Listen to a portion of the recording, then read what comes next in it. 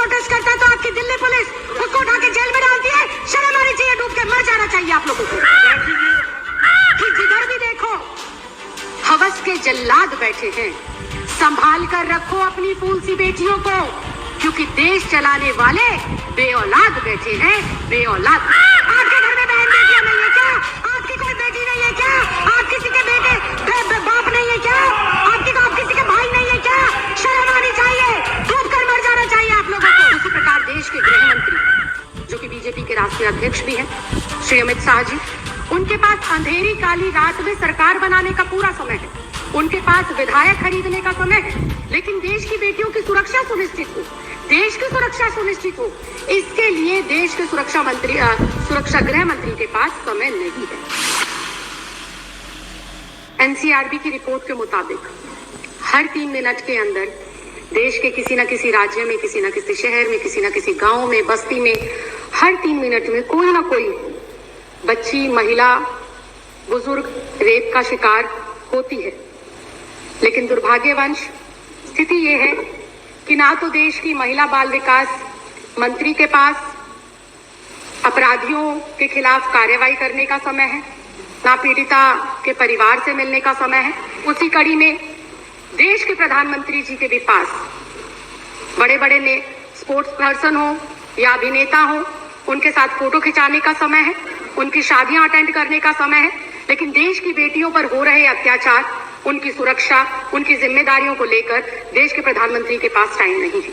उसी प्रकार देश के गृह मंत्री, जो कि बीजेपी के राष्ट्रीय अध्यक्ष भी हैं, श्री अमित शाह जी, उनके पास अंधेरी काली रात में सरकार बनाने का पूरा समय है, उनके पास विधायक खरीदने का समय है, लेकिन देश की बेटियों की सुरक्षा सुनिश्चित हो, देश की सुरक्षा सुनिश्चित हो, इसके लिए देश के सुरक्षा गृह मंत्री के पास समय नहीं है। ऐसे में ये कहना बिल्कुल भी गलत नहीं होगा अध्यक्ष जी कि जिधर भी देखो हवस के जल्लाद बैठे हैं, संभाल कर रखो अपनी फूल सी बेटियों को, क्योंकि देश चलाने वाले बेऔलाद बैठे हैं, बेऔलाद बैठे हैं। बिल्कुल चिंता नहीं है।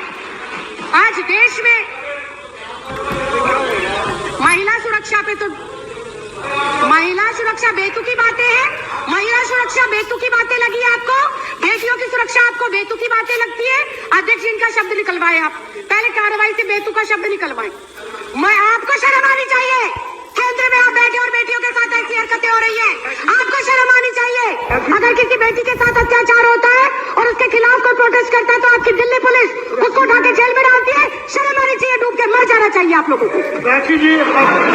ऊपर से कह रहे हैं बेतुका बोल रहे हैं, शर्म नहीं आती विजेंद्र गुप्ता जी? आपके घर में बहन बेटियां नहीं है क्या? आपकी कोई बेटी नहीं है क्या? आप किसी के बेटे बाप नहीं है क्या? आप किसी के भाई नहीं है क्या? शर्म आनी चाहिए, डूब कर मर जाना चाहिए आप लोगों को। राखी जी, आप प्लीज, माननीय सदस्यगण प्लीज, राखी जी कंटिन्यू। अध्यक्ष जी, मैं दोबारा इस बात को दोहराऊंगी, जिधर भी देखो हवस के जल्लाद बैठे हैं, संभाल कर रखो अपनी फूल सी बेटियों को, क्योंकि देश चलाने वाले बेऔलाद बैठे हैं, बेऔलाद। अध्यक्ष जी, आए दिन चाहे छोटी बच्ची, चाहे 27 साल की डॉक्टर हो, चाहे 56 साल की बुजुर्ग महिला हो, हर कोई हवस का शिकार बन गया, हर कोई रेप का शिकार बन गया। लेकिन सियासत में बैठे इन सियासतदानों को कोई फर्क ही नहीं पड़ता। कोई फूल सी बच्ची को नोच ले, कोई युवा बेटी को जिंदा जला दे, कोई बुजुर्ग महिला को नोच डाले, लेकिन इन सियासतदानों को फर्क नहीं पड़ता। ऐसे में सवाल उठता है कि देश जा किस ओर रहा है? देश की ये 50% जो आबादी है, इसको सुरक्षा मिलेगी कैसे? ये बड़ा सवाल है। और अध्यक्ष जी, देश की इन बेटियों को, देश की इन महिलाओं को, देश की इस आधी आबादी को सुरक्षा जब मिलेगी जब केंद्र में बैठी हुई सरकार की मानसिकता बेटियों के सम्मान में हो, जब केंद्र में बैठी हुई सरकार की जो सोच है वो महिलाओं को सम्मान देने की हो। लेकिन आज अध्यक्ष जी, बड़े ही दुख के साथ कहना पड़ रहा है कि दुर्भाग्यवश देश के केंद्र में ऐसी सरकार बैठी है जो आए दिन महिलाओं पर हो रहे अत्याचार और कुकर्म में खुद लिप्त पाई जाती है। इसके मैं पुख्ता उदाहरण पेश करती हूँ। आज इन सदन पटल के ऊपर उन्नाव रेप केस, आरोपी कुलदीप कुमार सेंगर, बीजेपी का विधायक, पहला उदाहरण। दूसरा उदाहरण, आसिफा 8 साल की मासूम बच्ची, कठुआ जम्मू का केस, इसमें भी आरोपी बीजेपी के नेता पाए जाते हैं। शाहजहांपुर यूपी का केस, चिन्मयानंद स्वामी एक बेटी को ब्लैकमेल कर रहा था, विवस्त्र होकर उससे मालिश कराता था। कौन है वो आदमी? वो है पूर्व गृह राज्य मंत्री बीजेपी की सरकार का। और स्वयं बहुत दुख के साथ कहना चाहती हूँ, स्वयं देश के प्रधानमंत्री पाए गए बेटियों की सुरक्षा जो है जासूसी कराते हुए। स्वयं इस देश का गृह मंत्री नामजद तड़ीपार रह चुका है। ये मैं नहीं कह रही, ये मेरे देश का कानून कहता है, ये मेरे देश के न्यायालयों ने और जजों ने कहा है। ये राखी बिरलानी आम आदमी पार्टी नहीं कह रही है। अध्यक्ष जी, ये इतना गंभीर मामला, देश की आधी आबादी आज बाहर निकलते हुए ये सोचती है कि मैं वापस आऊंगी या नहीं आऊंगी। आज हमारे माँ बाप, हमारे भाई बहन, हमारे रिश्तेदार, जब मेरी जैसी बेटियां अपने काम पर पढ़ने के लिए, लिखने के लिए जाती हैं, तो पता नहीं होता कि किस परिस्थिति में वो बेटी वापस आएगी। कंक्लूड करिए। बिल्कुल अध्यक्ष जी। अध्यक्ष जी, बुधवार 27 नवंबर की रात को दिल दहलाने वाला घटना हैदराबाद के अंदर हुआ।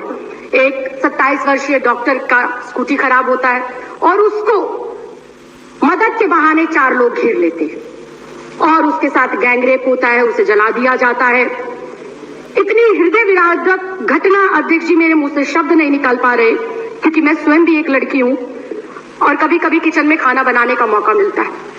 गलती से गरम कढ़ाई को छू लेते हैं अध्यक्ष जी, तो अगले 2 दिन तक उंगली दर्द करती है।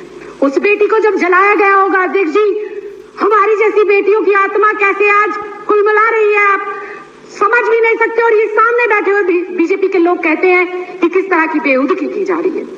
अध्यक्ष जी, इसके खिलाफ कोई ना कोई कार्रवाई जरूर होनी चाहिए। और ऐसे में जब दिल्ली के अंदर एक अन्नू नाम की लड़की उसके खिलाफ आवाज बुलंद करती है, अकेली वो अपनी हिम्मत जुटाकर धरना देती है, तो वही केंद्र शासित जो दिल्ली पुलिस है उस बेटी के साथ बर्बरता पूर्व जो है काम करती है, उसको मारती है, पीटती है और जेल में डाल देती है। तभी उसका संज्ञान लेते हुए दिल्ली महिला आयोग की अध्यक्ष जाती है और उसकी मदद करती है। अध्यक्ष जी, कहने को बहुत कुछ है, लेकिन मैं एक बेटी होने के साथ साथ, एक महिला होने के साथ साथ एक महिला जनप्रतिनिधि भी हूँ और मुझे नहीं पता कि 7वीं विधानसभा में आने का मुझे मौका मिलेगा या नहीं मिलेगा। लेकिन जितना समय और जितना प्यार जनता ने हमारी सरकार को दिया, मैं आज गर्व से सीना चौड़ा कर और अपनी गर्दन को खड़ा कर ये कह सकती हूँ कि मेरी सरकार ने न सिर्फ महिला सम्मान के लिए काम किया, बल्कि महिलाओं को सुरक्षित करने में भी बहुत महत्वपूर्ण कदम उन्होंने उठाए हैं। मैं उम्मीद करूंगी कि देश में आज जो स्थिति है वो स्थिति भविष्य में ना हो, इसके लिए आज हर एक बेटी को जागना होगा, हर परिवार के सदस्य को जागना होगा और उखाड़ कर फेंकना होगा ऐसी मानसिकता के नेताओं को जो मानसिकता वो महिलाओं के विरोध में रखते हैं और जो उनकी मानसिकता महिला विरोधी झलकती है। आपने मुझे इस अति महत्वपूर्ण मुद्दे पर बोलने का मौका